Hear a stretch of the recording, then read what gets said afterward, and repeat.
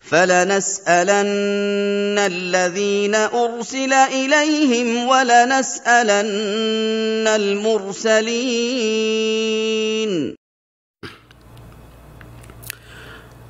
إن الحمد لله نحمده ونستعينه ونستغفره ونعوذ بالله من شرور أنفسنا ومن سيئات أعمالنا من يهده الله فلا مضل له ومن يضلل فلا هادي له وأشهد أن لا إله إلا الله وحده لا شريك له وأشهد أن محمدًا عبده ورسوله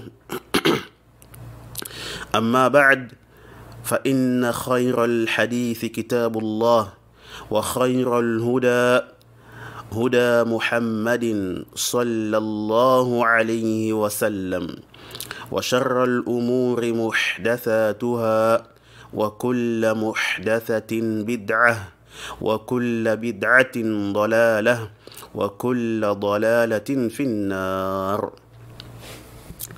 Naam, toutes les louanges appartiennent à Allah, le Seigneur de l'univers et le maître du jour de la rétribution. Que les éloges, le salut et la paix d'Allah soient sur son noble messager, Muhammad ibn Abdullah ibn Abdil Muttalib al-Hashimi, sur sa famille, ses compagnons, ainsi que tous ceux-là qui emboîteront leurs pas, n'est-ce pas, jusqu'au jour de la rétribution. Alors, ceci est la deuxième assise de notre réfutation à Abdul Aziz Abu Hudhayfa de la Côte d'Ivoire, intitulée « Dévoilement de ce que contiennent les propos d'Abu Hudhayfa comme tromperie ». كشف النقاب عما في كلمات أبي حذيفة من التلبيسات. نعم. Alors, j'aimerais tout d'abord vous interpeller une fois de plus au début de cette assise et vous mettre en garde contre les tentatives de distraction émanant du frère Abu Hudhayfa et de ceux-là qui le suivent aveuglement. Ces derniers essaient de faire croire aux gens que nous sommes en train de parler de la fitna entre eux là-bas en Côte d'Ivoire, ou bien de la réalité de ce qui se passe là-bas. Alors que non, j'ai été plus que clair. Je dis bien, j'ai été plus que clair dans l'audio précédent. Que ma réfutation, elle se base sur quoi? Sur leur position. Qui est le fait, n'est-ce pas, qu'ils disent que Younous est Hizbi. Et aussi les frères qui sont avec lui, sont aussi, n'est-ce pas quoi, des Hizbiyoun. Donc, notre réfutation repose sur cette approche. Notre réfutation est centrée sur quoi? Son injustice à l'égard du frère. Alors, ne vous laissez pas avoir une fois de plus par cette tromperie. Énorme. Donc, mon intervention dernière était quoi? Très claire pour tout celui-là qui cherche la vérité. Mais quant aux fanatiques, ceux-là qui se fanatisent pour ce dernier, pour Abu Hudhayfa, qui ne prennent pas la peine d'écouter, n'est-ce pas, les réfutations qui sont faites à leur leader, avec l'écoute de celui qui cherche la vérité et qui veut réellement profiter. Alors, nous ne pouvons rien pour eux. Tant que cet obstacle est présent en eux, ils ne pourront pas profiter. Et ceci est interdit et très dangereux. Et non. Car on ne se fanatise pas pour une personne. Même pas pour un savant. Peu importe son rang. A fortiori, ceux qui sont inférieurs aux savants. On ne se fanatise que pour la vérité, de telle sorte qu'on la suit de manière absolue. Peu importe là où elle se trouve. Même si elle se trouve dans le terrier d'un lézard. Nous allons, n'est-ce pas, la suivre.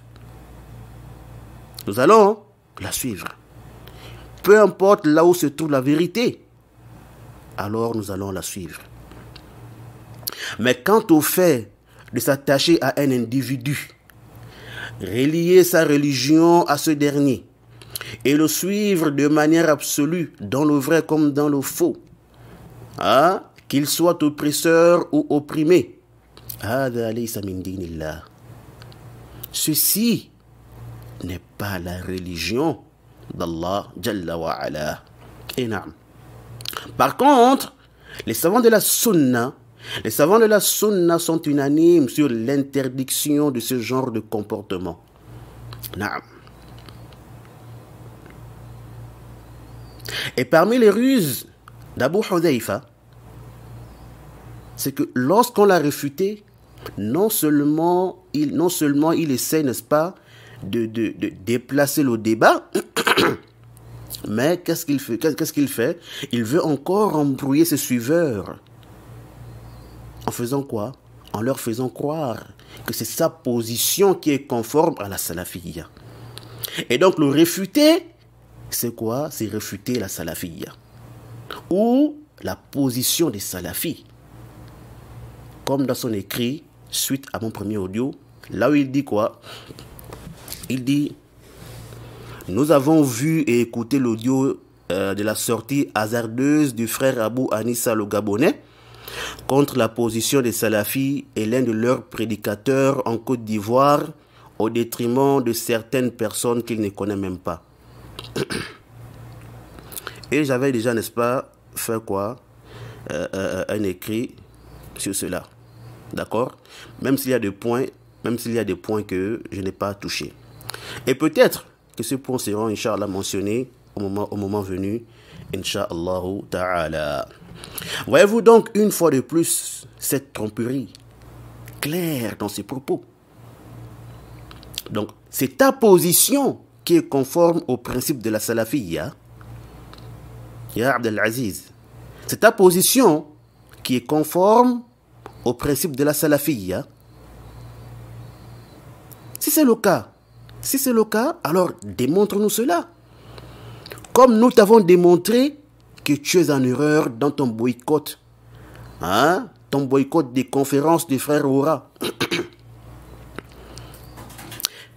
C'est ce qui t'est demandé, Harry. C'est ce qui t'est demandé. Arrête donc de vouloir distraire les gens avec autre chose. Et ya Aba Hudhayfa, par Allah, tu sais très bien de quoi il est question. Tu sais très bien de quoi il est question. Mais tu fais semblant parce que tu sais que la vérité et les preuves sont contre toi dans ce sujet-là. Reconnais ton erreur et reviens à la vérité. C'est simple, ya akhi. Pourquoi veux-tu, n'est-ce pas, persister dans le faux en te justifiant par ce qui n'est en aucun cas injustificatif? Attends, n'est-ce pas nous enseignons aux gens qu'il ne faut pas persister dans le faux? N'est-ce pas? Nous enseignons aux gens qu'il ne faut pas persister dans le faux et qu'il faut reconnaître ses erreurs lorsque nous sommes en erreur et de revenir à la vérité. Et nous avons pris cela de nos salafs, de nos ulama.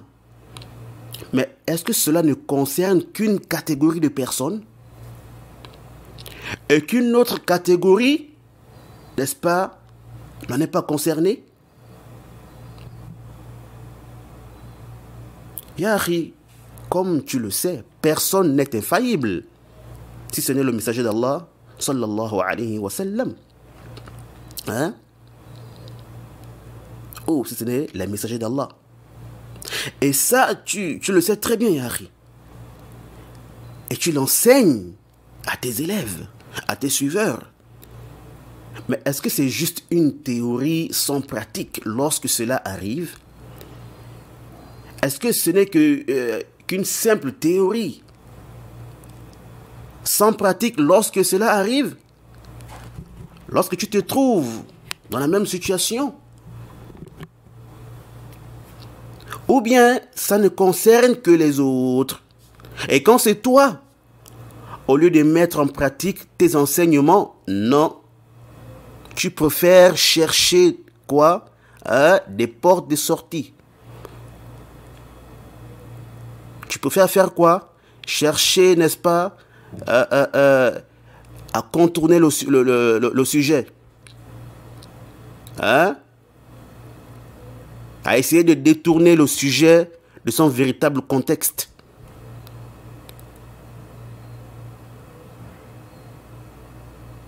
Yahri, quel est ce genre de comportement? Alors tu vois que la règle de 2 poids 2 mesures là se trouve dans ta manière d'agir. Et dans votre manière d'agir. Yahri, reviens à la vérité, mon frère. Ça ne fait rien. Qui va te rabaisser parce que tu as préféré revenir à la vérité? Qui va te rabaisser parce que Abu Hudhayfa a préféré revenir à la vérité plutôt que de persister dans le faux? Qui va le faire? Bien au contraire, cela va augmenter, n'est-ce pas, ton rang et ton amour dans le cœur de qui? De tes suiveurs. D'accord? Revenir à la vérité est meilleur pour toi. C'est meilleur pour toi-même et pour ceux-là qui te suivent et qui ne comprennent rien. Voyez-vous. Donc, ceci t'est meilleur, Yahri, ceci t'est meilleur que de faire quoi? Que d'entraîner ces gens-là avec toi dans ton erreur. Et aussi de laisser certains dans la confusion.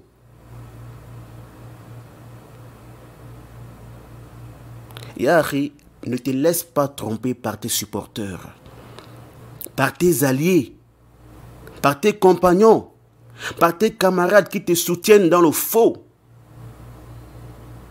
Ils ne te seront d'aucune utilité. Yawm al-Qiyamah. Il est temps, mon frère. Qu'attends-tu, mon frère? Ou tu penses qu'opprimer quelqu'un est une affaire légère? Qu'Allah nous montre la vérité et nous facilite, n'est-ce pas, de l'accepter et de se cramponner à elle. Et qu'il nous fasse apparaître le faux et nous préserve de, n'est-ce pas, le suivre. Et qu'Allah Jalla wa Ala nous facilite également de s'en écarter. Alors normalement, comme j'avais dit, on allait, n'est-ce pas, on allait toucher à l'audio d'Abu Hudhayfa, de 29 minutes si je ne me trompe pas, là où il mentionne le hadith de Mu'adh, d'accord, mais j'ai préféré avant ça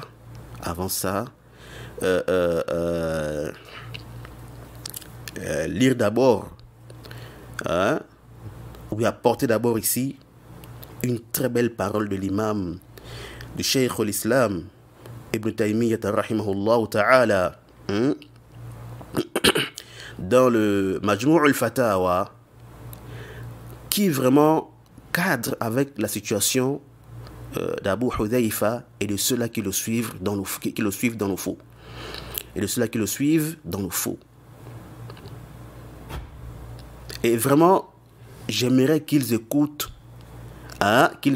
très bien cette parole du Cheikh al-Islam. Et que cette parole-là soit une cause de les ramener à la droiture et à la raison. Et c'est cela qui est, n'est-ce pas, notre but. Notre but, n'est-ce pas, est que le frère revienne à la vérité. Et qu'on soit tous unanimes sur la vérité. Et qu'on marche tous sur la vérité. Qu'on se regroupe sur la vérité. Et qu'on fonctionne et qu'on reste tous derrière la vérité. C'est cela notre but. Et là, je ne sais pas s'il a compris comme ça ou bien d'une autre manière. Mais mon but et notre but, c'est bien cela. Et non. Alors, la parole du Cheikh al-Islam, elle est longue, mais elle est très, très bénéfique. Voilà pourquoi nous allons, n'est-ce pas, la lire intégralement, si possible. Sinon, lire la plupart de ses propos. Bi'idhnillahi ta'ala.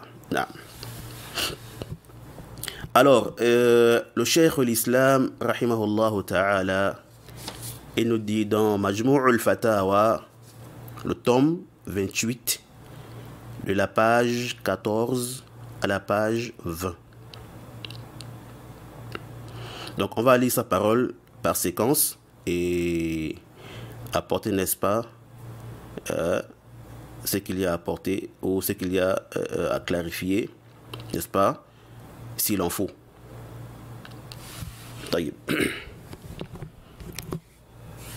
Le Cheikh l'Islam, rahimahullah ta'ala, il nous dit وَلَيْسَ لِأَحَدٍ مِنَ الْمُعَلِّمِينَ أَنْ يَعْتَدِيَ عَلَى الْآخَرِ وَلَا يُؤْذِيَهُ بِقَوْلٍ ولا فعل بغير حق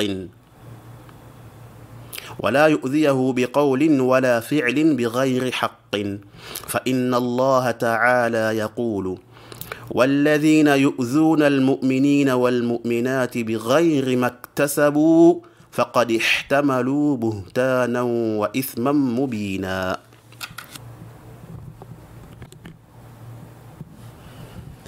Ici là, le Cheikh l'Islam Ibn Taymiyyah nous dit ici là, il n'est permis à aucun enseignant de porter atteinte à un autre. Il n'est permis à aucun enseignant de porter atteinte à un autre, ni de lui nuire par une parole ou par un acte sans aucun droit. Car Allah le Très-Haut dit, et ceux qui offensent les croyants et les croyantes, sans qu'il l'ait mérité, se charge d'une calomnie et d'un péché évident. Tamam. Alors,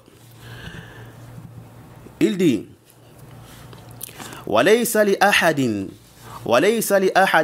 أَنْ يُعَاقِبَ أَحَدًا وليس لأحد أن يعاقب أحدا على غير ظلم ولا تعدي حد ولا تضييع حق بل لأجل هواه فإن هذا من الظلم الذي حرم الله ورسوله فقد قال تعالى فيما روى عنه نبيه صلى الله عليه وسلم يا عبادي إني حرمت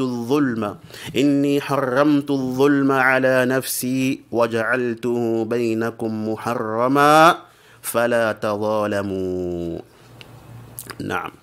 Le Cheikh l'Islam, il nous dit ici là, il nous dit ici, et nul n'a le droit de châtier ou de punir autrui sans qu'il y ait eu une injustice commise ou un dépassement des limites ou une violation de droit mais il le fait simplement par suivi de la passion. Alors le faire de cette manière fait partie de l'injustice formellement interdite par Allah ou interdit par Allah. Hein? Donc le faire de cette manière fait partie de quoi? De l'injustice formellement interdite par Allah et son messager. Car Allah le Très-Haut a dit, d'après ce que son messager a rapporté de lui, donc un hadith qudsi, ô mon serviteur, je me suis interdit l'injustice à moi-même et je l'ai rendue interdite entre vous. Allah dit quoi? Alors ne vous opprimez donc pas mutuellement. D'accord? On continue encore avec le propos du Cheikh. Il continue, il dit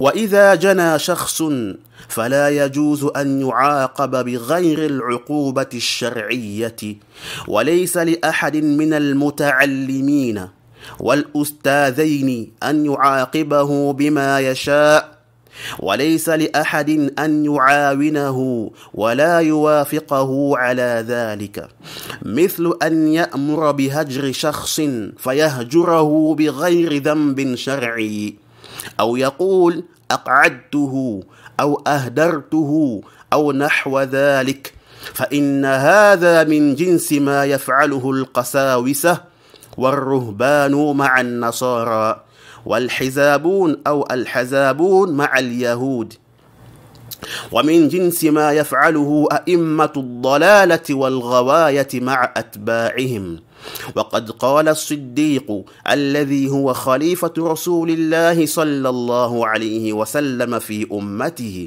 أطيعوني ما أطعت الله فإن عصيت الله فلا طاعة لي عليكم وقد قال النبي صلى الله عليه وسلم لا طاعة لمخلوق في معصية الخالق وقال من أمركم بمعصية الله فلا تطيعوه فإذا كان المعلم أو الأستاذ قد أمر بهجر شخص أو بإهداره وإسقاطه وإبعاده ونحو ذلك نظر فيه فإن كان قد فعل ذنبا شرعيا عوقب بقدر ذنبه بلا زيادة وإن لم يكن أذنب ذنبا شرعيا لم يجز أن يعاقب بشيء لأجل غرض المعلم أو غيره وإن لم يكن أذنب ذنبا شرعيا لم يجز أن يعاقب بشيء لأجل غرض المعلم أو غيره وليس للمعلمين أن يحزبوا الناس ويفعلوا ما يلقي بينهم العداوة والبغضاء بل يكونون مثل الإخوة المتعاونين على البر والتقوى كما قال تعالى وتعاونوا على البر والتقوى ولا تعاونوا على الإثم والعدوان.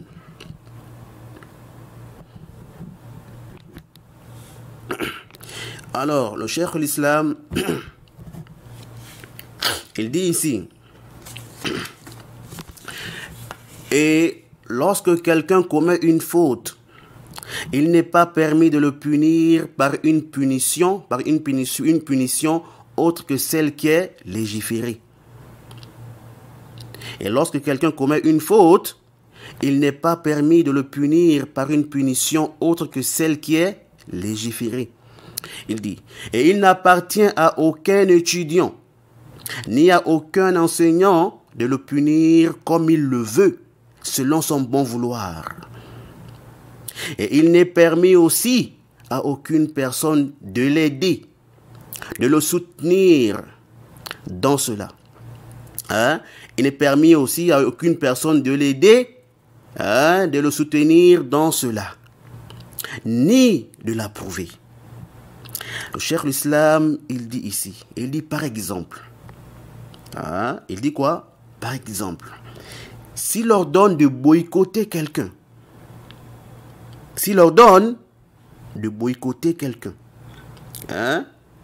et qu'on le boycotte alors qu'il n'a commis aucun péché selon la législation, ou qu'ils disent je le délaisse, je ne le considère plus, ou des propos semblables, alors on ne doit pas lui obéir dans cela. Car ceci est du même genre que ce que font les prêtres et les moines avec les chrétiens et les rabbins avec les juifs. Et ceci est également similaire à ce que font les imams de l'égarement avec leurs suiveurs. Alors qu'As-Siddiq, yani Abu Bakr, qui est le calife du messager d'Allah, dans sa communauté a dit, obéissez-moi tant que j'obéis à Allah. Mais si je désobéis à Allah, alors je n'ai aucun droit d'obéissance sur vous. Yani, ne m'obéissez pas. Et le prophète sallallahu alayhi wa sallam a dit, il n'y a point d'obéissance à une créature dans la désobéissance au Créateur. Et il a encore dit, quiconque vous ordonne de désobéir à Allah, ne lui obéissez pas. Le cheikh dit, ainsi, si l'enseignant ou le professeur, écoutez bien, le cheikh dit quoi? Il dit, si l'enseignant ou le professeur ordonne qu'une personne soit boycottée, ou qu'elle ne soit plus prise en considération, ou qu'on la fasse tomber, ou qu'elle soit écartée ou éloignée, ou des choses du genre.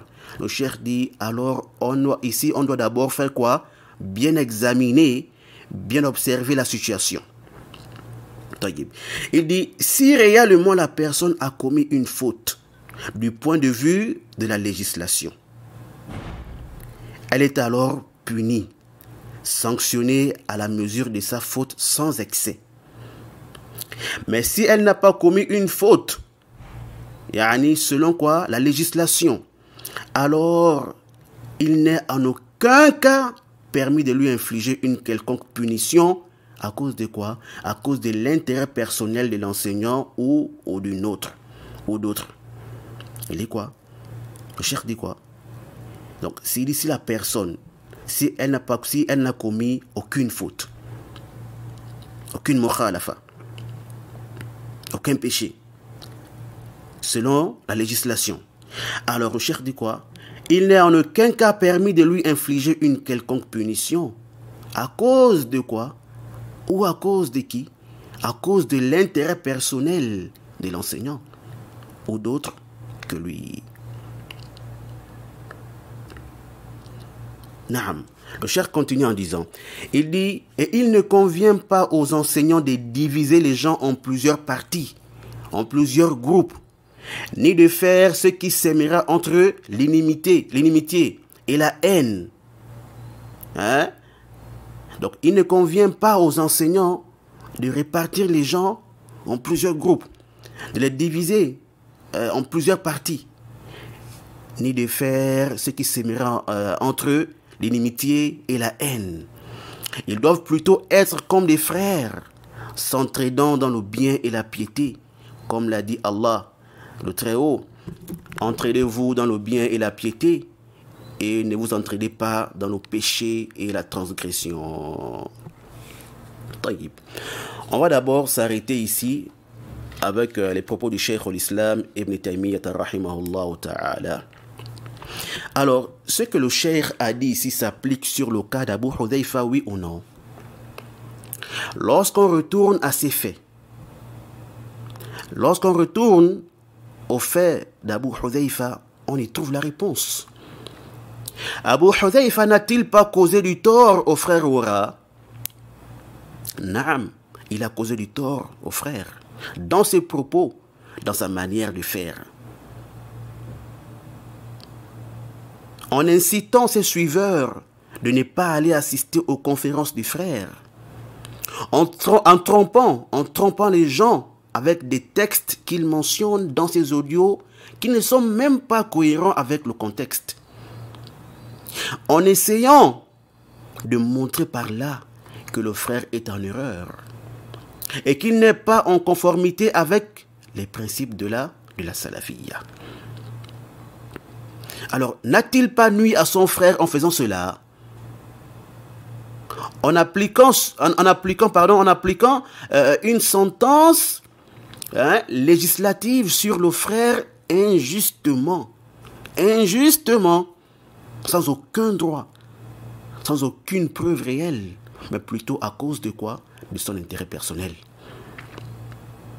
Qu'est-ce que le frère a fait, Yahri, pour que tu appliques cette sentence grave sur lui? Parce qu'on a déjà démontré dans l'audio dernier que le frère n'a contredit aucun fondement. Au contraire, il a rempli les conditions. Les conditions sont, n'est-ce pas, réunies ici pour que le frère aille là-bas. Donc, selon le point de vue, n'est-ce pas, de la charia, selon les principes du din, le frère n'a commis aucune faute. Mais ce n'est que selon tes principes et ton point de vue que le frère est en erreur. Mais Ari, la prétention est une chose facile. La prétention est une chose facile pour tout le monde. N'importe qui n'importe qui peut prétendre qu'un tel a fait ceci, il a fait cela. Mais le problème, le véritable problème, est maintenant de le prouver. Alors, si tu es sincère, ya Akhi, et que tu cherches réellement la vérité, et que ton combat, c'est réellement pour l'intérêt de la salafiyya et non le tien, alors délaisse la tromperie que tu fais là. Et prouve-nous que le frère Muhammad est en erreur, et n'est-ce pas, et qu'il a contredit un principe du din. Sinon, si tu n'as aucune preuve, alors il serait mieux pour toi de te taire. Et n'est-ce pas, de soutenir ton frère, au lieu, n'est-ce pas, de remplir ton registre auprès d'Allah avec ces oppressions-là.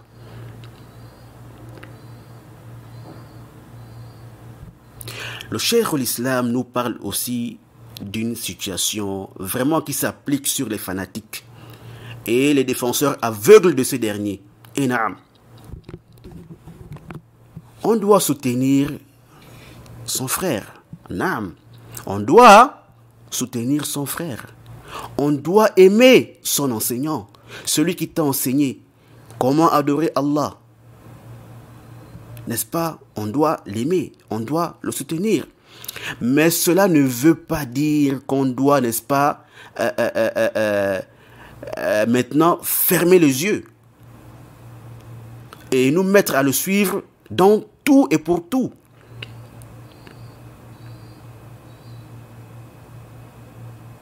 Il ne convient à aucune personne de soutenir une autre, ou bien son enseignant, lorsqu'il, n'est-ce pas, lorsqu'il applique ce qui n'est pas conforme à la législation, ni d'approuver cela.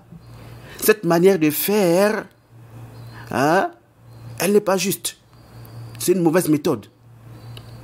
Il ne convient à aucune personne de soutenir son ami, son frère, son compagnon, son camarade, lorsqu'il est dans le faux. Le Cheikh l'Islam nous dit que si quelqu'un, par exemple, disons l'enseignant, s'il ordonne de boycotter quelqu'un ou de le faire tomber, il dit quoi? On ne le suit pas aveuglement dans ses dires. Parce que c'est qui? Parce que c'est l'enseignant. Parce que c'est mon ami. C'est mon compagnon. Là, on doit d'abord ramener ce boycott-là à la balance de la législation. Et regarder maintenant s'il a lieu d'être ou pas. Celui qui boycotte, le fait-il avec preuve ou pas? Son boycott-là, est-il conforme à la législation ou pas? Est-il en droit de le faire ou bien il le fait injustement? Également, celui qu'on doit boycotter ou bien qu'on demande de boycotter, a-t-il réellement commis une faute? Oui ou non? Yani, une faute dans la législation. Si oui, est-ce que cette faute-là est une faute grave au point où on le boycotte nécessairement? Non, parce qu'il y a des gens comme ça, même pour des choses simples, ils boycottent leurs frères.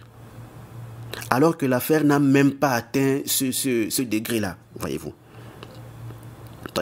Maintenant,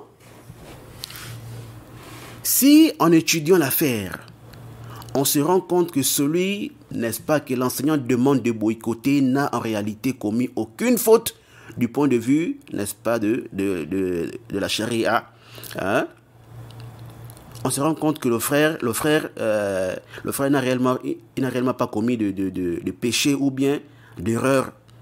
Il n'a fait aucune mukhalafa, aucune contradiction ici.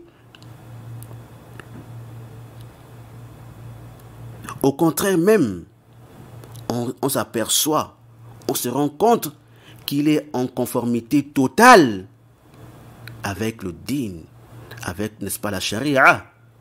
Mais c'est l'enseignant qui veut le boycotter. Pourquoi? Pour ses propres intérêts. Par suivi de la passion. ou bien même pour ce qu'il estime comme erreur, mais qui ne l'est pas en réalité. Alors, toi le suiveur là, toi le suiveur de cet enseignant là, toi l'ami, toi le compagnon, toi le défenseur de cet enseignant là, il n'est pas permis que tu le soutiennes dans ce boycott injuste et dans cette tromperie. Tamam. Alors, si tu es excusé à cause de ton manque de science et de niveau, car, n'est-ce pas, tu n'as pas pu détecter cela, hein? Mais sache que tu ne l'es plus une fois que la vérité t'est parvenue avec les preuves irréfutables. Naam. Mais tu fais quoi? Tu préfères te détourner de la vérité et suivre ton enseignant et suivre ton compagnon dans le faux. Alors ça, c'est à ton niveau. L'argument est déjà établi contre toi. Naam, l'argument est déjà établi contre toi et contre ton enseignant et contre ton compagnon.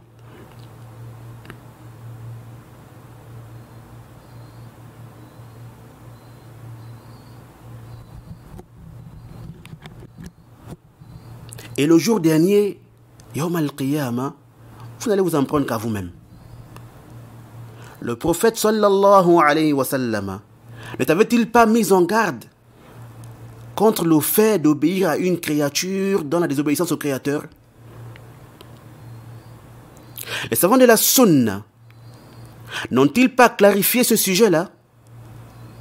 Pire encore, vous-même vous enseignez ça à vos suiveurs. Mais quand Allah Jalla wa Ala, quand Allah Jalla wa Ala vous éprouve et que vous tombiez dans une erreur, au lieu de mettre en application ce que, n'est-ce pas, la charia dit ici, ce que vous-même vous avez enseigné aux gens, mais non, vous préférez faire quoi? Vous cachez derrière les arguments qui ne tiennent pas. Vous préférez ruser afin que vos suiveurs, n'est-ce pas, ne sachent pas que vous êtes tombé réellement dans une erreur. Wallahu al-musta'an. Et le cheikh l'islam a comparé ce genre d'attitude ici-là avec quoi? Avec ce que font les prêtres, les moines et les rabbins, n'est-ce pas? Ainsi que les imams de l'égarement. Leur manière d'agir envers leurs suiveurs. Ils les appellent au faux avec le faux. Ils les appellent au faux. Ils les appellent au faux avec le faux. Et ils veulent quoi?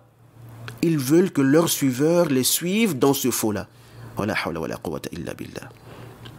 Qu'Allah Jalla wa Ala nous en préserve. Alors nous mettons les fanatiques en garde contre ce genre d'attitude. Ceci n'est pas permis en islam. Ils ne doivent pas se laisser tromper et suivre un prédicateur qui qu'il soit dans son erreur et dans son injustice. Les ulama, les savants nous ont mis en garde contre n'est-ce pas, les erreurs du savant. Contre les erreurs du savant. Les erreurs de qui? Les erreurs du savant. Ceux-là, ceux-là qui sont, n'est-ce pas, qui sont enracinés dans la science. Même les sahaba, qui étaient, n'est-ce pas, avec le prophète, ils ont eu à commettre des erreurs.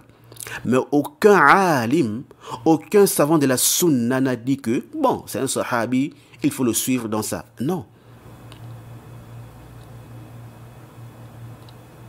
Que voilà son erreur, comme n'est-ce pas, il était au moment de la révélation, donc on peut le suivre dans son erreur là. Non, abadan, abadan. Aucun savant ne dit ça. Chez les gens de la sunna, nous avons comme croyance qu'aucune personne n'est infaillible, si ce n'est le messager d'Allah. Et nous avons comme croyance qu'aucun savant ne détient une science parfaite et qu'il connaît tous les textes de la sunna. Rien ne lui échappe. Non. Non. La grande science de quelqu'un n'implique pas qu'il connaisse tout. Abadan. Donc, croire que le savant connaît tout ou qu'il est infaillible est une croyance erronée. est une croyance quoi? Erronée. Non. Comme a dit l'imam Ibn al-Mundhir, il a dit quoi? Qu'aucune personne n'a cerné toutes les sunan. Il dit quoi? Aucune personne, il parle là de ulama, aucune personne ne connaît toutes les sunan, les ahadiths et tout qui sont venus. Et on rapporte de Omar ibn al-Khattab radiyallahu ta'ala anhu qu'il a dit Yahdimul islam thalathun zallatu alimin wa jidalu munafiqin bil Qur'an wa a'immatun mudillun. Donc un rapport de Omar ibn al-Khattab radiyallahu ta'ala anhu qui a dit 3 choses détruisent l'islam. 3 choses détruisent l'islam. L'erreur du savant, la polémique de l'hypocrite par le Coran et les imams égareurs. Et Ibn Kathir, rahimahullah ta'ala, il l'a authentifié par l'ensemble de ses voix, par l'ensemble des turuq, dans Musnad al-Farouq, au tome 3, à la page 78. Naam. Donc, l'erreur du savant n'est pas une chose légère. Il faut craindre cela. Il ne faut pas suivre le savant dans son erreur à cause de quoi? De sa connaissance. À cause de la bonne opinion que nous avons de lui. Car cela peut conduire très loin. Et non. Surtout lorsque ce dernier est conseillé. Les preuves, n'est-ce pas, de son erreur lui sont montrées. Mais il refuse, il s'entête, il refuse de revenir à la vérité. Alors, il conduit avec lui, n'est-ce pas, ses fanatiques dans son erreur, peut-être même dans son égarement, et qu'Allah nous en préserve. Mais, alhamdulillah, ce qui est connu de nos ulama de la sunna, c'est qu'ils sont dignes de confiance. Et naam, ils sont dignes de confiance. Ils ne s'opposent pas à la vérité.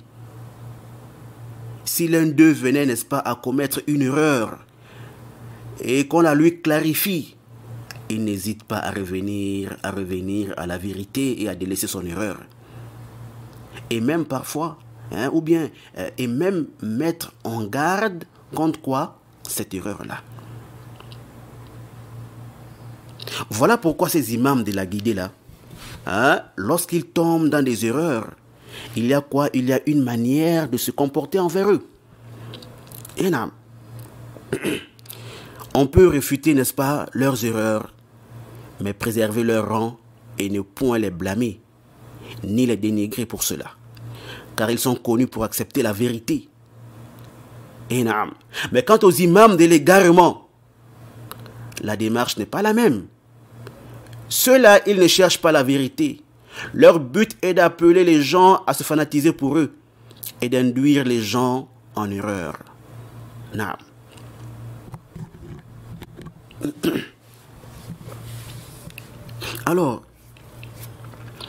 Alors, si les savants mettent en garde contre l'erreur du savant, que dire de ceux qui sont inférieurs à eux et qui n'ont même pas le quart ou le centime de leur science, parmi les étudiants en quête de savoir et parmi les prédicateurs?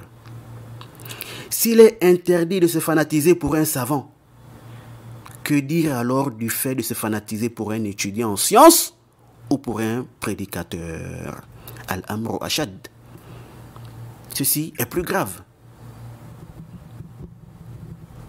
Il faut que les gens arrêtent de croire qu'un savant ou qu'un étudiant en sciences ou qu'un prédicateur, a toujours raison dans tous les sujets.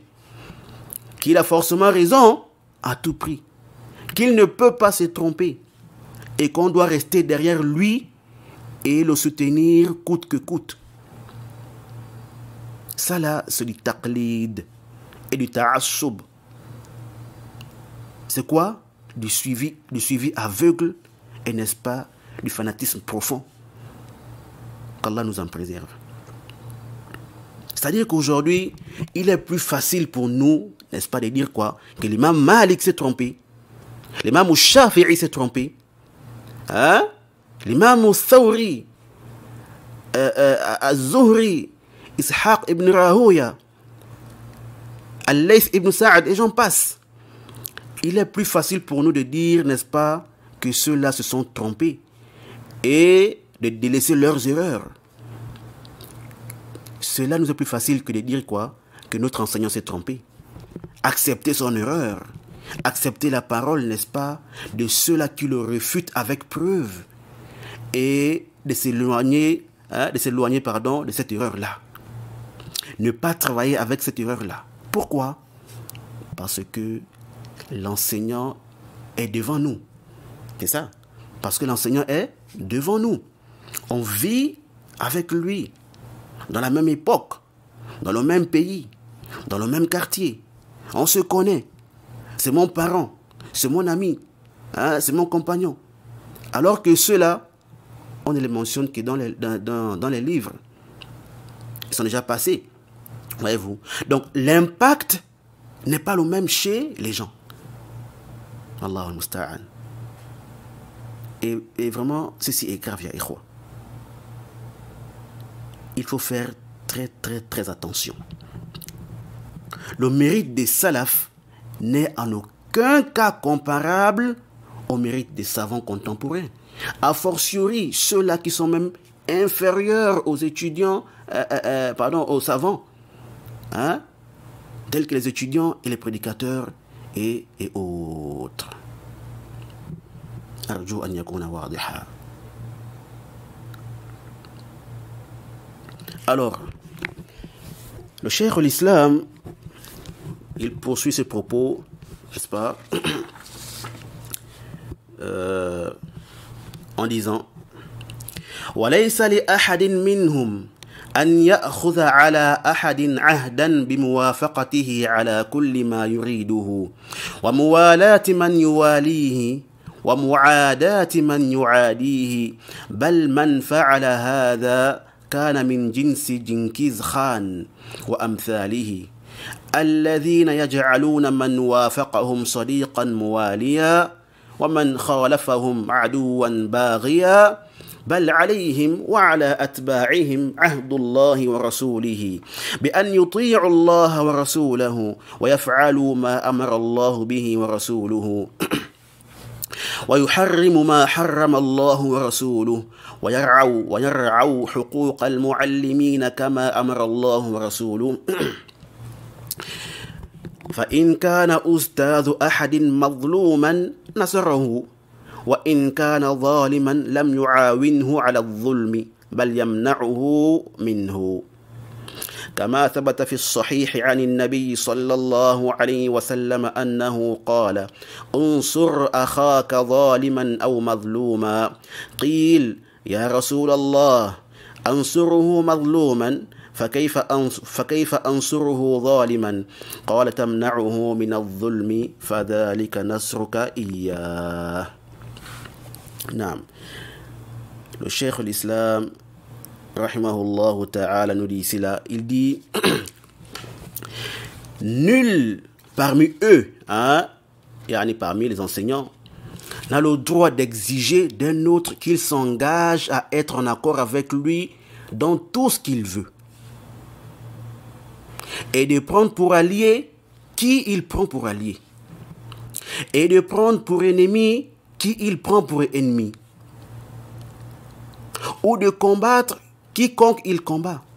Quiconque agit ainsi est similaire à Genghis Khan et ses semblables. À Genghis Khan et ses semblables.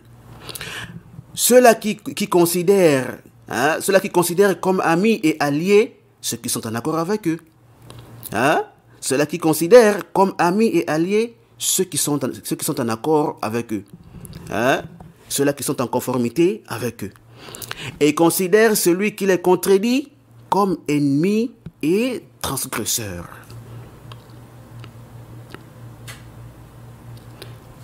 Alors que ce qui leur incombe à tous, eux et leurs suiveurs, c'est plutôt le pacte d'Allah et de son messager qui consiste à obéir à Allah et à son messager et de faire ce qu'ils ordonnent, interdire ce qu'ils interdisent.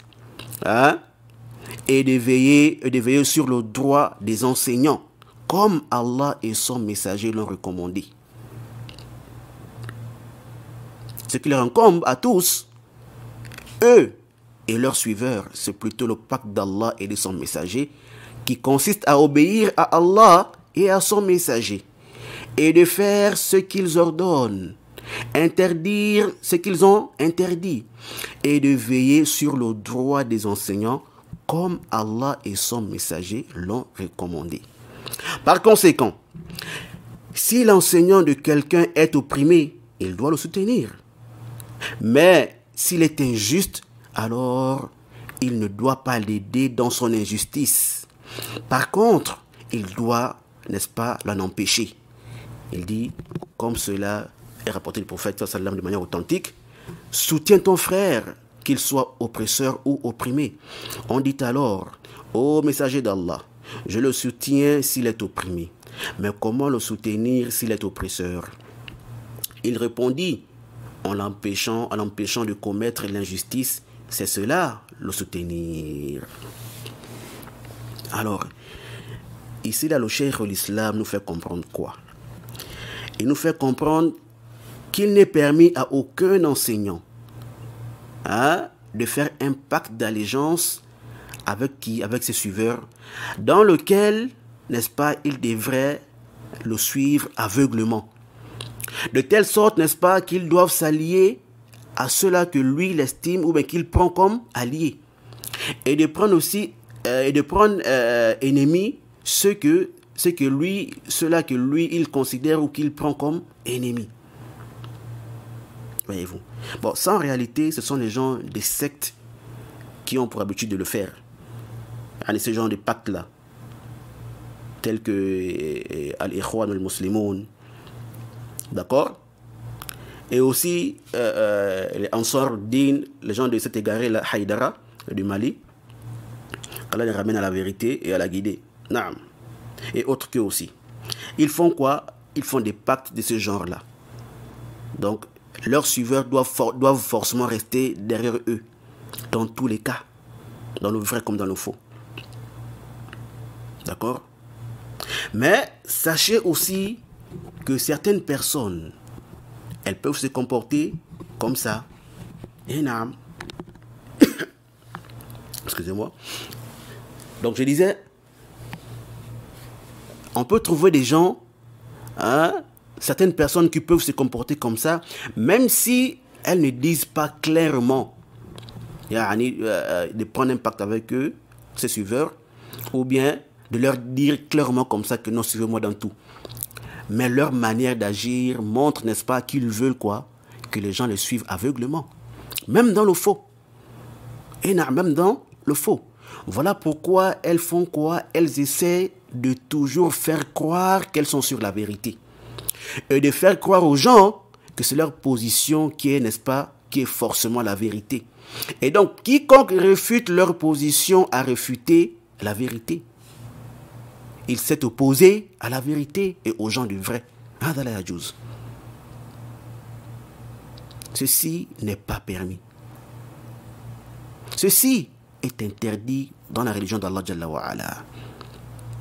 Voilà pourquoi le cheikh l'Islam nous fait comprendre que le seul pacte qu'on doit respecter de manière absolue, c'est bien celui d'Allah et de son messager, en mettant en pratique leurs commandements. Et parmi lesquels le respect de l'enseignant, le droit de l'enseignant. Quel est ce droit-là? Alors le cheikh de l'Islam, rahimahullah ta'ala, a été vraiment très précis dans ses propos. Lorsqu'il dit qu'il doit veiller sur le droit, ou bien respecter, maintenir le droit des enseignants, comme Allah et son messager l'ont recommandé, à la manière qu'Allah et son messager l'ont recommandé, et non comme les enseignants veulent. Et non. Car l'enseignant peut ignorer certaines choses, n'est-ce pas, concernant le droit de l'enseignant sur l'apprenant. Ou bien même, la passion peut le pénétrer à un moment. Et cela même s'il est du nombre des gens de la sunna. Et non. L'homme de la sunna peut parfois tomber dans le suivi de la passion, volontairement ou involontairement. A fortiori, l'homme de bid'a, voyez-vous. Et une fois qu'il s'est livré au suivi de sa passion dans un sujet, alors il va dire, faire et recommander ce qui est conforme à quoi? À sa passion. Même si ça contredit en réalité la législation. Mais pour lui, l'essentiel, c'est quoi? L'essentiel est qu'il nourrisse sa passion. Et que ce qu'il veut soit accompli. Et c'est là où maintenant vous allez voir quelqu'un qui était sur la droiture. Et il commence maintenant à faire quoi? À inventer des règles, à orienter les textes en sa faveur. Même s'il n'y a aucun lien entre les textes en question et ce que sa passion implique. Tu vas lui ramener la vérité, hein, dans toutes ses formes, avec toutes ses preuves. Il ne va jamais l'accepter. Voyez-vous. Et c'est comme Allah a dit, وَزَيَّنَ لَهُمُ الشَّيْطَانُ أَعْمَالَهُمْ فَصَدَّهُمْ عَنِ السَّبِيلِ فَهُمْ لَا يَهْتَدُونَ. Yani le shaitan leur a déjà embelli leur action. Il les a détournés du droit chemin. Et ils ne sont pas, n'est-ce pas, bien guidés. Yani le shaitan leur fait croire que ce qu'ils font là, c'est un bon acte. C'est une belle action. Ils sont dans le vrai. Il a déjà maquillé le faux. Et leur faire croire que c'est ça qui est la vérité. Il les a trompés. Wallahu al-musta'an. Qu'Allah Jalla wa Ala nous en préserve. Voilà pourquoi le cheikh de l'islam, il met ici, n'est-ce pas, cette restriction-là. Comme Allah et son messager l'ont recommandé.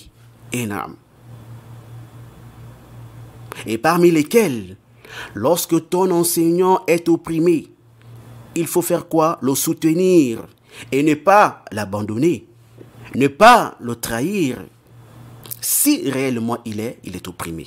Tamam.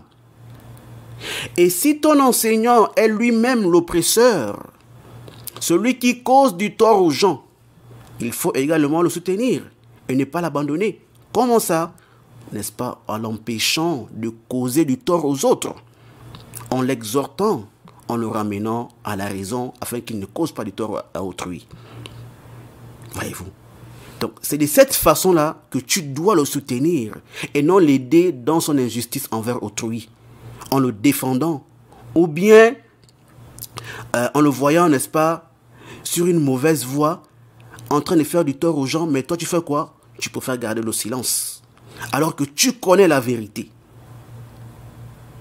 Ceci n'est pas ou n'est en aucun cas soutenir ton enseignant ou ton ami ou, n'est-ce pas, ton compagnon. Au contraire, tu es en train de l'enfoncer ou bien de l'aider à s'enfoncer et à aller vers sa chute et sa perte. Nas'alullah as-salamata wal-afiyah. Le cheikh de l'islam, rahimahullah ta'ala, il nous dit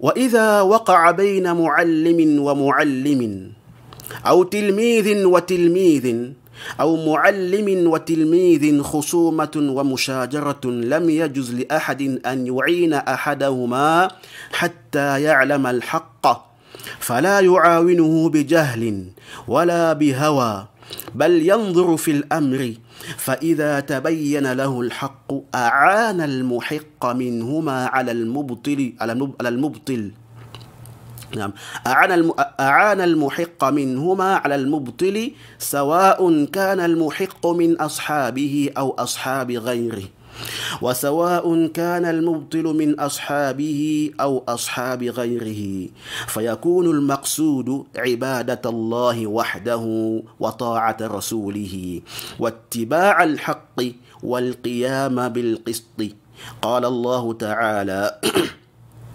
يا أيها الذين آمنوا كونوا قوامين بالقسط شهداء لله ولو على أنفسكم أو الوالدين والأقربين والأقربين إن يكن غنيا أو فقيرا فالله أولى بهما فلا تتبعوا الهوى أن تعدلوا وإن تلووا أو تعرضوا فإن الله كان بما تعملون خبيرا.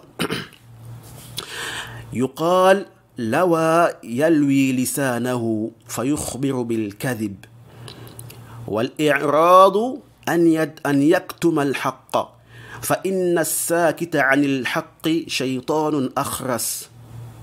ومن مال مع صاحبه سواء كان الحق له أو عليه فقد حكم بحكم الجاهلية وخرج عن حكم الله ورسوله. نعم.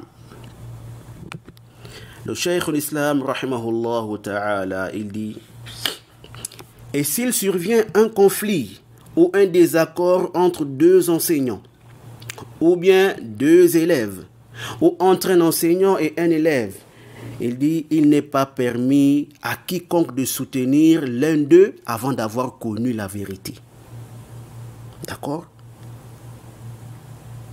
Il ne doit pas soutenir l'un d'eux par ignorance ou par passion. Il dit quoi?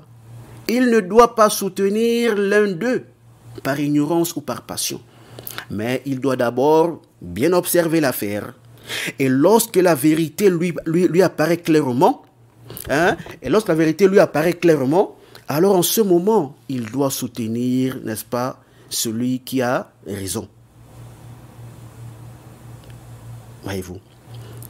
Il doit faire quoi? Il doit maintenant soutenir celui qui a raison contre celui qui est en erreur, ou bien celui qui est dans le faux. Que celui qui a raison soit de ses proches ou non, et que celui qui a tort soit également de ses proches ou non. Car l'objectif visé doit être l'adoration d'Allah seul et l'obéissance à son messager, ainsi que le suivi de la vérité et l'établissement de la justice. Allah le Très-Haut a dit: ô croyants, observez strictement la justice et soyez des témoins véridiques comme Allah l'ordonne, fût-ce contre vous-même, contre vos pères et mères ou vos proches parents, qu'il s'agisse d'un riche ou d'un besogneux.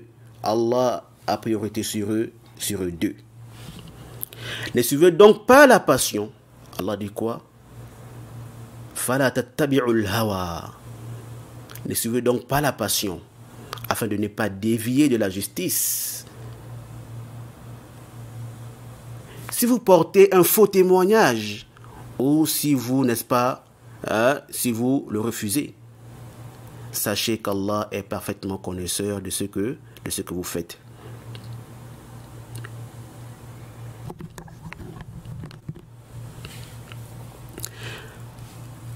On dit, le Cheikh l'Islam, il dit ici, on dit, il tord sa langue, c'est-à-dire quoi? Dire le mensonge, il dit le mensonge, ou bien il est en train de mentir, d'accord?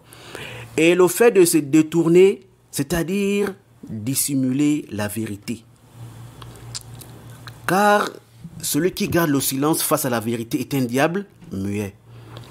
Il dit: et quiconque prend parti pour son compagnon, que la vérité soit en sa faveur ou contre lui, a certes jugé selon les lois, n'est-ce pas, de l'ignorance, de la jahiliya, et s'est écarté du jugement d'Allah et de son messager.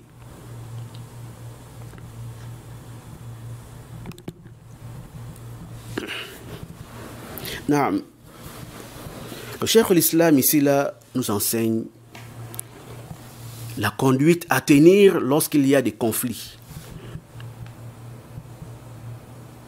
La conduite à tenir lorsqu'il y a des conflits qui arrivent entre deux camps, entre deux parties, entre deux groupes, ou même plusieurs.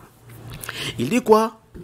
On ne doit prendre aucune position avant de connaître d'abord la vérité. Naam, lorsqu'il y a divergence entre nous, c'est quoi? C'est la vérité qui va nous départager. Voilà pourquoi ceux-là qui sont sincères, il ne se focalise pas sur les personnes en conflit. Non. Car ceci conduit au fanatisme. D'accord? Je vais te dire que bon, c'est mon enseignant, hein? C'est mon ami, hein? Ou bien c'est mon parent, c'est mon ceci, c'est mon cela. Ou bien de l'autre côté, du camp opposé, il s'agit d'un inconnu. Je ne le connais pas. C'est un étranger. Hein? C'est un étranger. Il vient de loin et autres. Non. Ne te focalise pas sur ça, sur des personnes. Mais cherche d'abord à connaître la vérité en cherchant à savoir ce que dit la législation sur ce sujet ou sur ce point. Ramène le sujet à la lumière du Coran et de la Sunna, selon la compréhension des pieux prédécesseurs. Ainsi, tu connaîtras la vérité. Énorme. Ainsi, tu connaîtras la vérité. Et c'est à ce moment-là que tu pourras maintenant faire quoi? Prendre parti. Tu te ranges du côté de la vérité, peu importe du côté de qui elle se trouve. Wa iyaka. Prends garde à dévier après que la vérité t'est clairement apparue. En te rangeant du côté de ton enseignant, ou de ton compagnon, hein, ou de ton parent, ou de ton ami, alors qu'il est celui, n'est-ce pas, qui est en erreur. Mais tu le soutiens dans le faux. Alors ceci est de l'égarement et le comportement des gens, n'est-ce pas, de la jahiliya, qu'Allah Jalla wa Ala nous en préserve. Ah. Le cheikh l'islam, il poursuit en disant: والواجب على جميعهم أن يكونوا يدا واحدة مع المحق على المبطل فيكون المعظم عندهم من عظمه الله ورسوله والمقدم عندهم من قدمه الله ورسوله والمحبوب عندهم من أحبه الله ورسوله والمهان عندهم من أهانه الله ورسوله بحسب ما يرضي الله ورسوله لا بحسب الأهواء فإنه من يطع الله ورسوله فقد رشد ومن يعص الله ورسوله فإنه لا يضر إلا نفسه فهذا هو الأصل الذي عليه معتماده. L'imam Ibn Taymiyyah nous dit quoi ici? Il dit: il incombe à tous d'être unis comme une seule main du côté de celui qui détient la vérité. Il dit quoi? Il incombe à tous d'être unis comme une seule main aux côtés de celui-là qui détient la vérité contre celui qui est en erreur. Ainsi, celui qui est honoré à leurs yeux doit être celui qu'Allah et son messager ont honoré.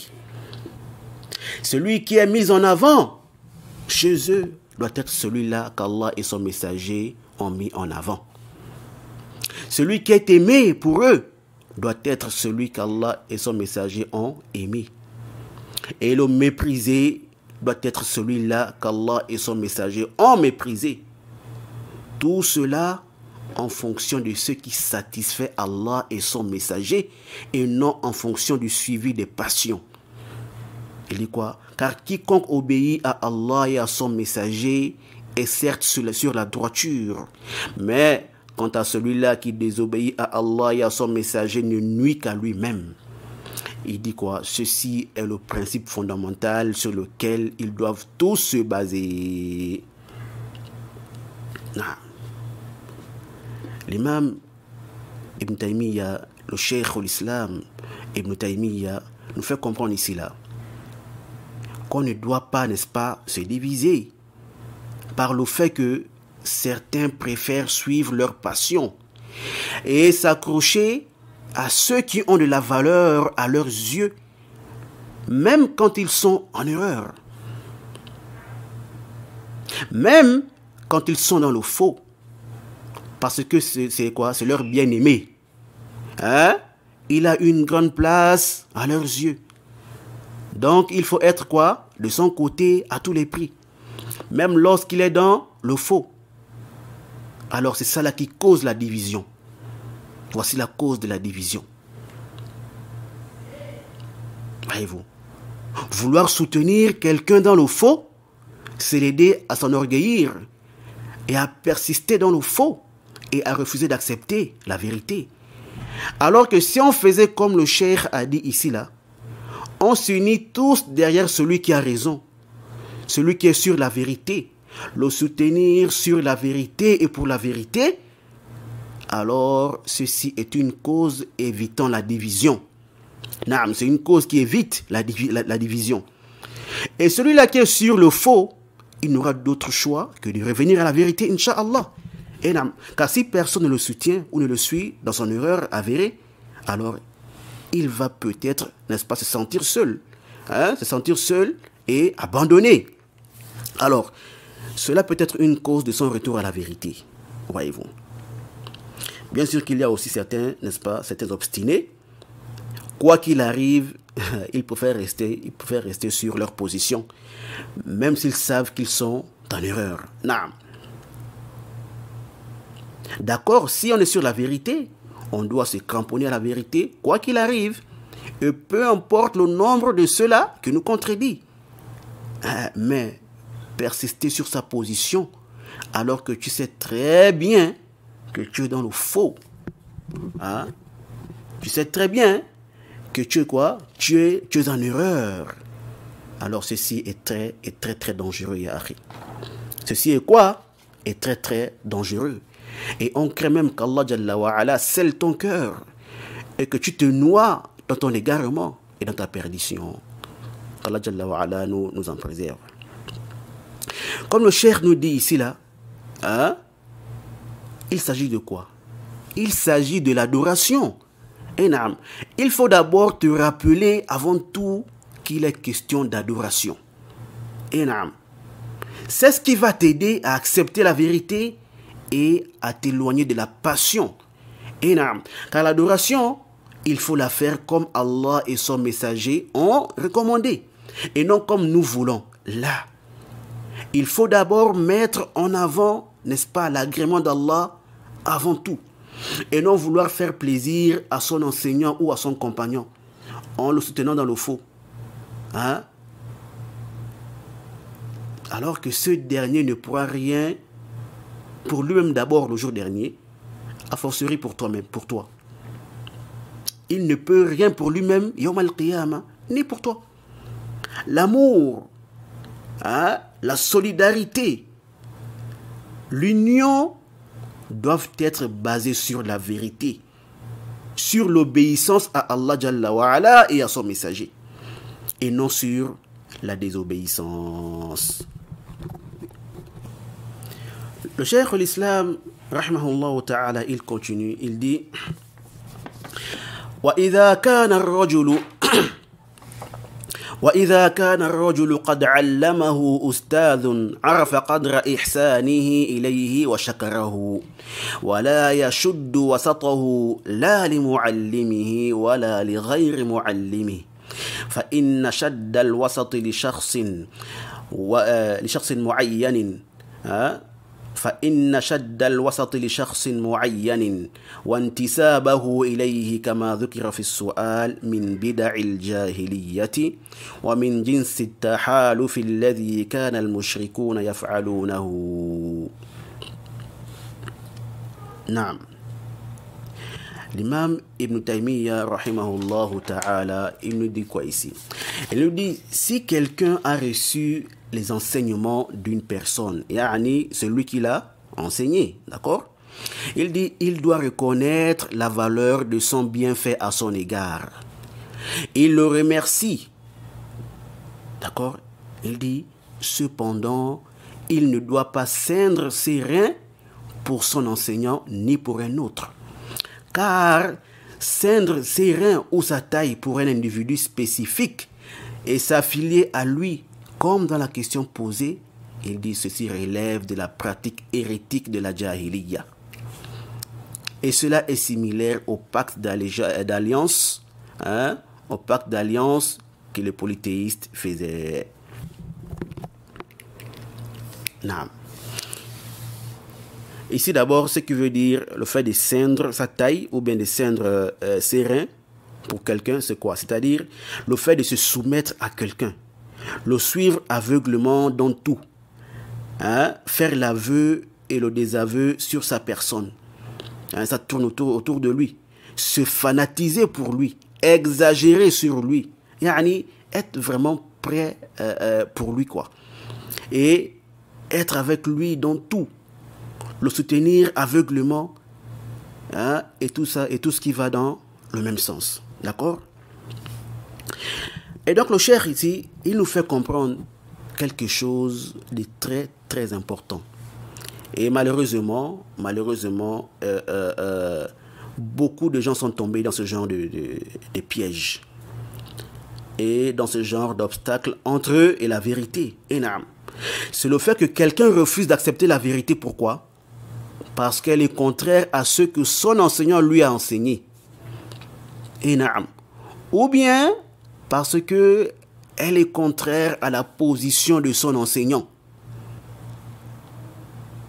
Le fait que quelqu'un refuse de suivre la vérité et préfère suivre son enseignant dans le faux. Pourquoi? Parce qu'il se dit, hein? Ah, celui qui m'a enseigné, hein, c'est quand même mon professeur, hein? Hein? S'il a dit telle chose, ou bien s'il a fait telle chose, il sait pourquoi il l'a fait. Il a forcément une preuve. Ou bien, je suis mon enseignant à la lettre, dans toutes ses positions. Je le soutiens dans tous les cas. Même si la personne reconnaît en elle que son enseignant est en erreur. Mais il a quoi? Des blocages dans la tête. Et donc, quiconque viendra contredire son enseignant, s'opposer à lui, le réfuter avec vérité, en montrant clairement l'erreur de son enseignant, alors il n'acceptera jamais. Pourquoi? Hein? Parce que ceci est contre son enseignant. C'est-à-dire que lui là, il s'est livré à un fanatisme profond, à un suivi aveugle, à telle enseigne qu'il voit que la vérité est toujours du côté de son enseignant. Yani, celui-là, il a atteint un degré de fanatisme extrême que la langue même est incapable de décrire.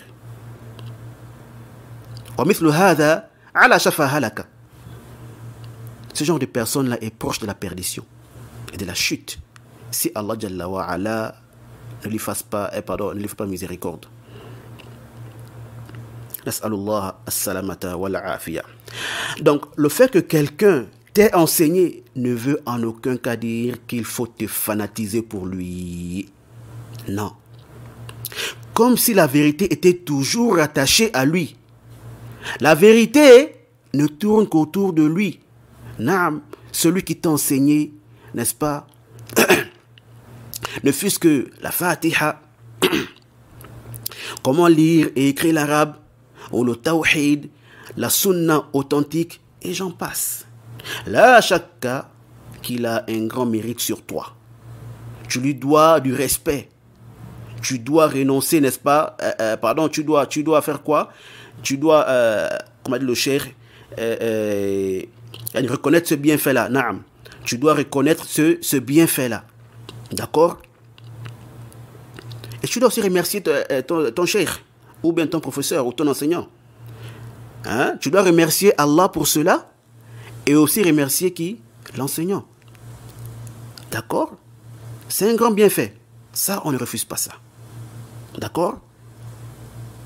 Mais est-ce que cela veut dire que si jamais ce dernier s'égarait, alors toi aussi, tu vas t'égarer avec lui? Jamais. Là. Tu reconnais son bienfait à ton égard. Tu l'aimes, c'est vrai. Mais la vérité est plus en droit d'être aimée que lui.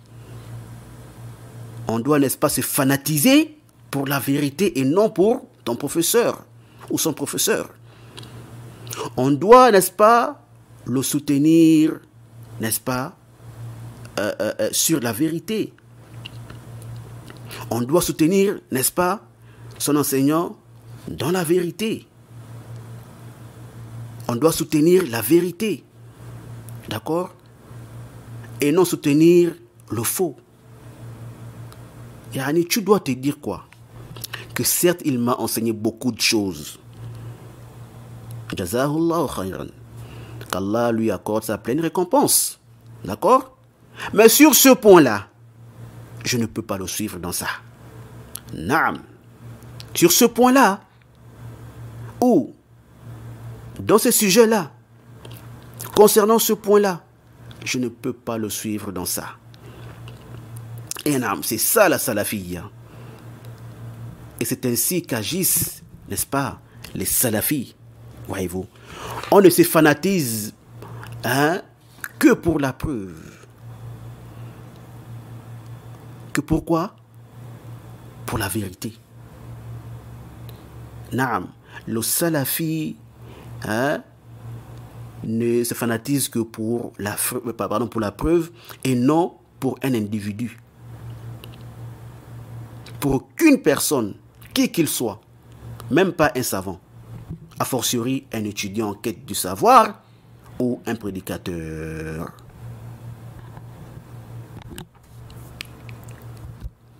On ne doit se fanatiser que pour la vérité. Et nous sommes avec elle. Nous tournons avec elle là où elle se trouve, qu'elle soit du côté de l'enseignant ou du côté de celui qui s'est opposé à notre enseignant, en apportant les preuves claires. Voyez-vous? Donc, on reste cramponné à la vérité. D'accord? Et ceci ne veut pas forcément dire aussi que vous devrez maintenant, c'est pas moi, ou bien à cause de ça, abandonner votre enseignant et le dénigrer. Là, à moins qu'il s'obstine à suivre le faux et refuse d'accepter la vérité, malgré sa clarté, il refuse. Et aussi, évidemment, ça dépend aussi, n'est-ce pas, du sujet. Naam.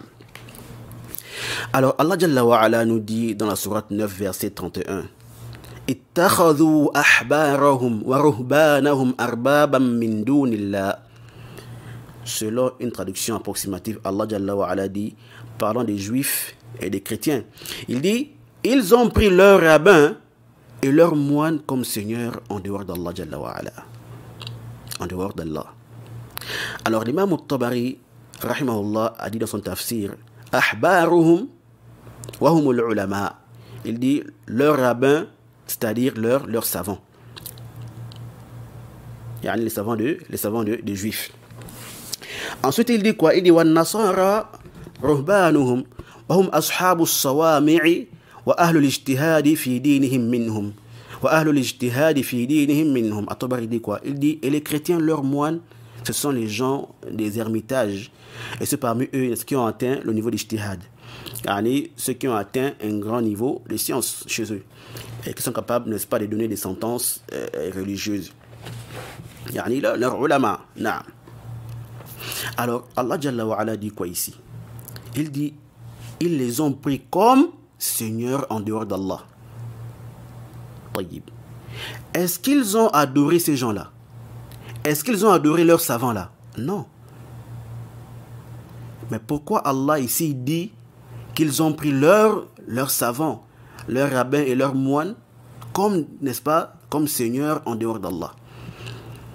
Alors, le prophète sallallahu alayhi wa sallam nous a expliqué ce hadith dans le Jami' al-Tirmidhi, le hadith numéro 3095. Le hadith de Ali ibn Abi Hatim radiyallahu anhu, là où le prophète il dit quoi?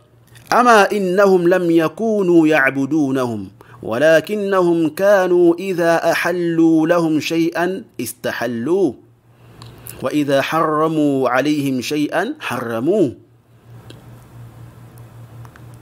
Ici le prophète dit quoi? Il dit certes ces gens-là ils n'ont pas adoré yani, les rabbins et les moines là, en parlant des chrétiens et des juifs. Non. Donc, il dit quoi? Certes, ils ne les ont pas adorés. Mais, qu'est-ce qui s'est passé? Il dit, mais lorsqu'ils déclaraient quelque chose licite, alors les suiveurs, eux aussi, le déclaraient licite. Et lorsqu'ils déclaraient quelque chose d'illicite, le suiveur aussi faisait quoi? Il le rendait aussi illicite. Le Cheikh Al-Albani a dit que ce hadith, il est quoi? Il est Hassan. Yani, ici, là, ils suivaient leurs savants aveuglement. Ils les suivaient dans le bien comme dans le mal. Ils les imitaient en tout. En les suivant dans tout. Voilà pourquoi Allah dit ici, là, que ils les ont pris comme seigneurs. Parce qu'ils ont suivi ces gens-là à la lettre. Voyez-vous. Et l'imam Shawkani, rahimahullah ta'ala, dans Fath al-Qadir, dans le tome 2, à la page 403, il a dit, il y a dans ce verset un avertissement pour quiconque a un cœur, ou prête l'oreille tout en étant attentif. Contre quoi? Contre le suivi aveugle dans la religion d'Allah. Il dit quoi? Donc il y a dans ce verset, quoi? Un avertissement. Contre quoi? Contre le suivi aveugle dans la religion d'Allah. Et contre le fait de faire primer les propos de ceux qui nous ont précédés sur ce qui est venu dans la législation d'Allah, dans le livre d'Allah et dans la sunna pure de son messager. Il dit, car l'obéissance de celui qui suit une école juridique à celui qu'il suit dans ses propos et dans sa pratique parmi les savants de cette communauté-là. Il dit, malgré sa contradiction de ce qui est venu dans les textes, ce sur quoi les preuves d'Allah se sont établies et qui a été proclamé par son livre ou par ses livres ainsi que ses prophètes. Il dit, ceci est similaire à ce qu'ont fait les juifs et les chrétiens en prenant leurs rabbins et leurs moines comme seigneurs en dehors d'Allah, bien qu'ils ne les adoraient pas. Mais ils ont fait quoi? Ils leur obéissaient en déclarant illicite ce qu'ils interdisaient et en déclarant licite ce qu'ils déclaraient licite. Al-Shawkani dit, c'est exactement ce que font les suiveurs aveugles de cette communauté. Et là, ils suivent, n'est-ce pas, les gens aveuglement. Donc ce fait-là est comparable à ce que les Yahoud et les Nasara faisaient avec leurs ulama. Et l'imam Ibn al-Qayyim, rahimahullah ta'ala, il nous dit dans I'lam al-Muwaqqi'in, dans le tome 2 de la page 132 à la page 133, il dit wa anna al-'alima qad yazillu wa la budd إذ ليس بمعصوم فلا يجوز قبول كل ما يقوله وينزل قوله منزلة قول المعصوم فهذا الذي ذمه كل عالم على وجه الأرض وحرموه وذموا أهله وهو أصل بلاء المقلدين وفتنتهم. L'imam Ibn al-Qayyim, rahmatullahi ta'ala alayhi, il dit, le savant peut, n'est-ce pas, commettre des erreurs de manière inévitable. Car il n'est pas infaillible. Il dit, il n'est pas permis d'accepter tout ce qu'il dit. Il dit quoi? Il n'est pas permis d'accepter tout ce que le savant va dire. D'accord? Ni de mettre sa parole au même niveau que celle de l'infaillible, le prophète sallallahu alayhi wa sallam. Il dit, c'est précisément cela que tous les savants à la surface de la terre ont condamné, interdit et ont blâmé ceux qui le font. Et ceci est la source, ceci est la base même de l'épreuve des suiveurs aveugles. C'est ça là. Énorme. Alors, comme vous l'avez entendu, les savants sont unanimes sur le fait de mettre en garde contre quoi? Contre les erreurs du savant. Et qu'il est strictement interdit de le suivre dans son erreur. Et là, il s'agit de qui? Des savants, des ulama. Alors, que dire de nous autres?